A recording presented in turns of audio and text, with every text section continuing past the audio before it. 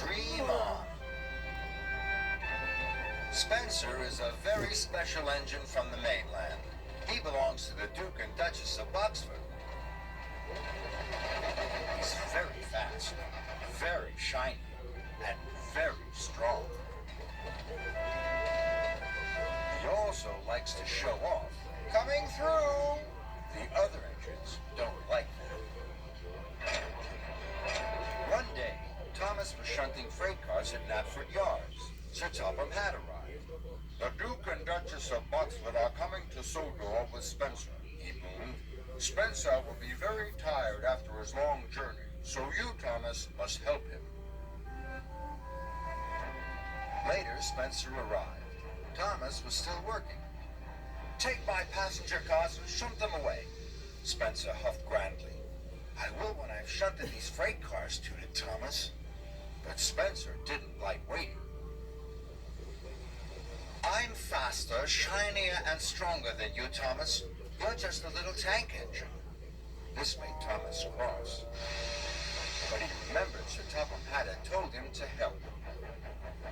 So, Thomas shunted Spencer's passenger cars safely into the sheds.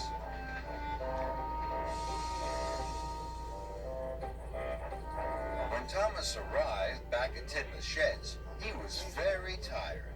Spencer was already there.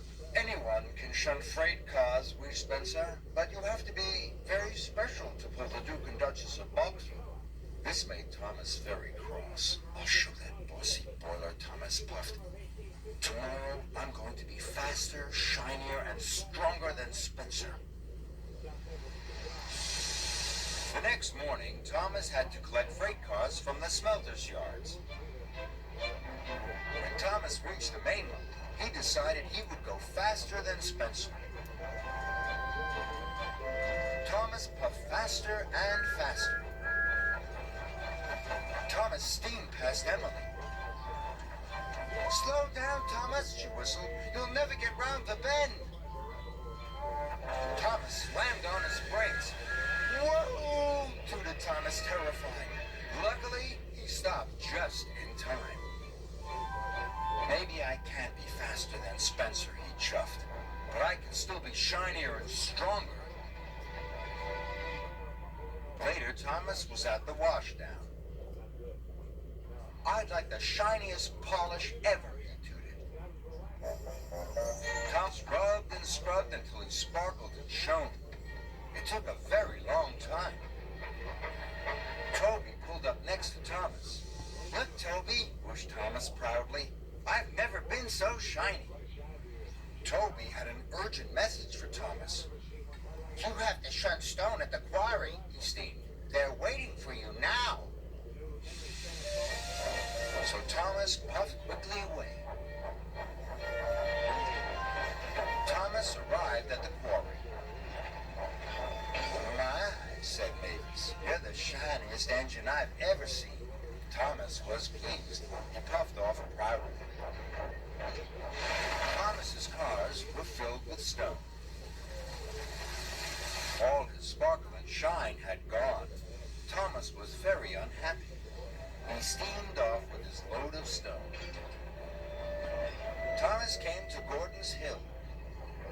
He had never puffed up it with such a heavy load.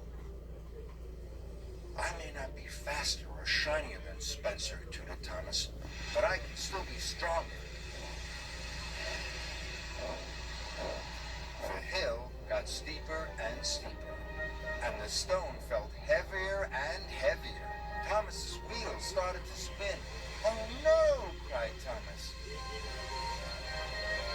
Stones tipped out of the freight cars. He slid all the way to the bottom. Thomas wasn't strong enough after all. Thomas felt very, very silly. All day I've tried to be faster and shinier and stronger than Spencer, he wished, and I'm not. Thomas felt terrible. Next morning, Thomas knew what he was going to do. I don't want to be faster, shinier, and stronger than Spencer anymore, he chuffed. I'm very happy to shunt freight cars. Then Sir Topham had arrived. "There is an emergency," he boomed. "The Duke of Boxford has to return to the mainland on very important business. Where are his special passenger cars?" "His cars are right at the back of the yard, sir," puffed Thomas. "But don't worry, I can shunt them to the front very quickly." "Well done, Thomas," said Sir Topham Hatt. "Take them to Spencer immediately."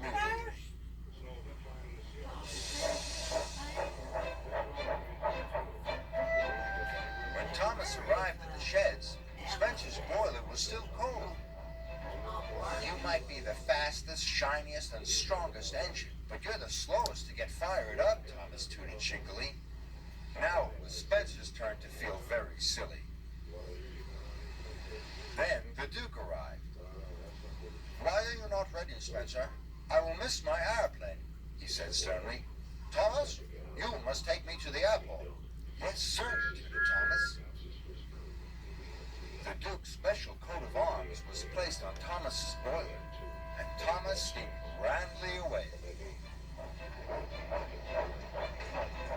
Thomas felt very proud as he raced to the airport. Thomas arrived just in time. Jeremy was waiting for them. The Duke was very pleased. "There's nothing better than an engine you can rely on," he said. "You saved the day, Thomas." Thomas watched the Duke's airplane fly away. Thomas knew he wasn't faster, shinier, or stronger than Spencer, but he was certainly reliable. And that was a very useful thing to be.